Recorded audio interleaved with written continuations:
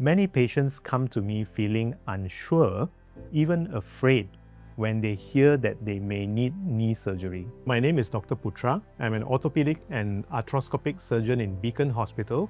Today we're going to talk about robotic knee replacements. It's completely normal to feel nervous. A knee replacement is a big decision, but it's also one of the most reliable operations that we do. Most patients worry about pain, the recovery time, and whether their knee will feel comfortable after the surgery.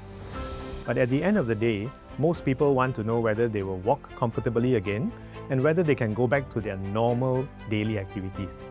I tell them that the robot doesn't do the surgery, I do.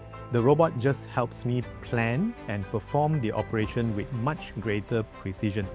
You can think of it like a GPS. It guides me, but I'm still in control. The robot allows me to position the implant and balance the knee more precisely. That means that the knee is not too tight and not too loose. Most fear comes from the unknown. And once patients understand exactly what is going to happen and why, they usually feel much more comfortable. The decision should be informed, not fearful.